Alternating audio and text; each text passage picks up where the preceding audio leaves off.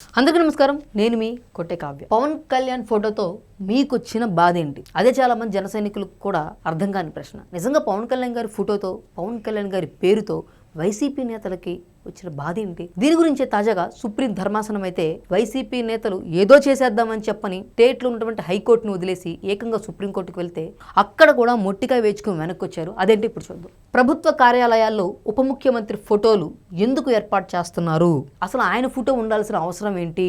CM photo ఉంది కదా, ఉప ముఖ్యమంత్రి ఫోటో ఎందుకు పెడుతున్నారని చెప్పని కొంతమంది వైసీపీ సంబంధిత వ్యక్తులు, తెలుసు కదా, జడా శ్రావణ్ కావచ్చు, ఆ బ్యాచ్ అంతా కలిసి పవన్ కళ్యాణ్ గారిపై హైకోర్టును అయితే ఆశ్రయించారనమాట. ఆయన ఫోటో ఉండకూడదు, తీసేయాలని చెప్పాలి. అయితే ఇవన్నీ కూడా కోర్టు సమయం వృధా చేయడానికి మీకు పని పాటలాగా మీరు మా దగ్గరకు వచ్చినట్లు ఉందని చెప్పని హైకోర్టు అయితే కొట్టేసి మొట్టిగా వేసి వెనక్కి పంపించింది అనమాట. అయినా సరే లేదు, పవన్ కళ్యాణ్ మీద ప్రతీకారం తీర్చుకుందాం. ఎందుకంటే గతంలో వైసీపీ హయాంలో పవన్ కళ్యాణ్ గారు రోడ్డు మీద నడిస్తే నిర్బంధించారు, పవన్ కళ్యాణ్ గారు బీచ్లో నడిస్తే బంధించేశారు. ఇక ఆయన అభిమానులు అయితే పుట్టినరోజు అని చెప్పనంటూ లేకపోతే ఇతర కార్యక్రమాలు అన్నిటికీ కూడా ఫ్లెక్సీలు వేసుకుంటే ఏకంగా వాటన్నిటి కూడా నిషేధించేలాగా జీవో తీసుకొచ్చి ఏదో హడావిడి చేశారు. తర్వాత జగన్మోహన్ రెడ్డి గారి పుట్టినరోజుకి ప్రకృతి లేదు, పర్యావరణం లేదు, ఏదైతేనేముంది ఆ జీవోలని రద్దు చేసుకున్నారు, యథావిధిగా ఫ్లెక్సీలు వేసుకున్నారు. ఎందుకంటే పవన్ కళ్యాణ్ గారు ఆ రోజు ఈ వైసీపీ ప్రభుత్వాన్ని ఉనికించిన తీరు అలాంటిది. రోడ్డు మీదకి వచ్చాడంటే ప్రతి సమస్యమే కూడా పోరాటం చేశాడు. బీచ్లో నడిచాడంటే అక్కడ ఏదో ఒకటి ఈ ప్రభుత్వం చేస్తున్నటువంటి వెకిలి చేష్టలు ఆయన కంటికి కనిపిస్తూనే ఉంటాయి, వాటి మీద కూడా మాట్లాడారు. ఇక అన్నిటికన్నా ముఖ్యమైన విషయం, అసలు మ్యాటర్ ఏంటంటే ఫ్లెక్సీలు.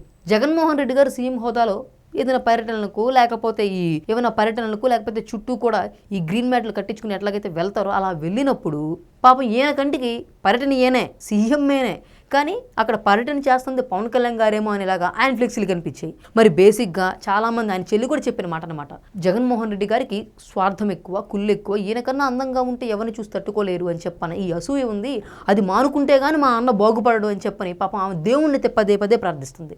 మరి ఇట్లాంటి వైఖరి ఉన్నటువంటి జగన్మోహన్ రెడ్డి గారు ఏం చేశారు? పవన్ కళ్యాణ్ గారిని కట్టడి చేయాలని చూశారు. ఫలితం ఏమైంది?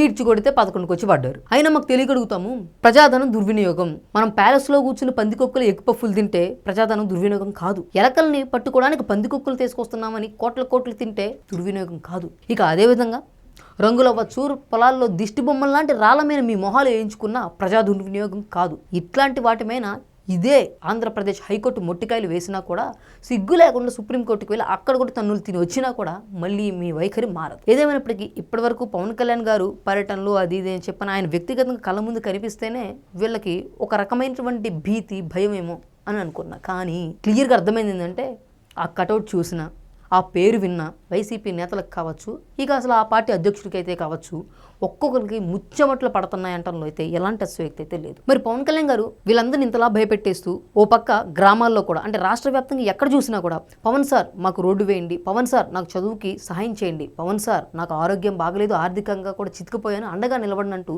ఎంతోమంది సోషల్ మీడియా ద్వారా ఆయనకి విజ్ఞప్తులు చేస్తూ ఉంటే ప్రతి దాన్ని కూడా క్షుణ్ణంగా పరిశీలించి ఒక టీం ద్వారా అన్ని పనులు ఒకదానికి ఒకటి చేసుకుంటూ వెళ్తున్నారు. మరి ఆ గ్రామాల నుంచి ఎవరైతే లబ్ధి పొందారో లేకపోతే గ్రామానికి ఉపయోగపడేలా పనులు జరిగాయో వాళ్ళందరూ సచివాలయాలకు వెళ్ళినప్పుడు ఖచ్చితంగా ఆయన ఫోటో చూస్తుంటారు.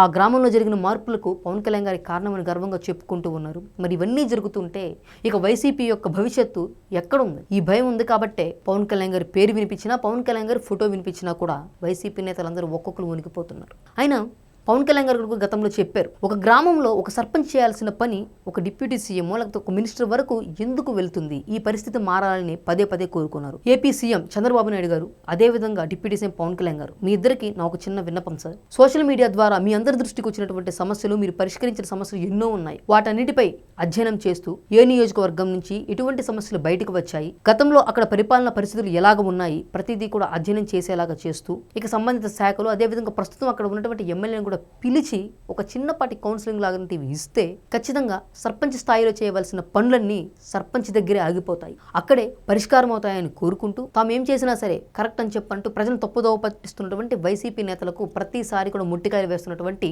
హైకోర్టు, సుప్రీంకోర్టు ధర్మాసనాలకు మరొకసారి కృతజ్ఞతలు తెలియజేస్తూ ఈ వీడియో కనుక మీకు నచ్చినట్లయితే లైక్ చేయండి, షేర్ చేయండి, మీ విలువైన అభిప్రాయాన్ని కామెంట్ రూపంలో తెలియజేయండి. Thank you.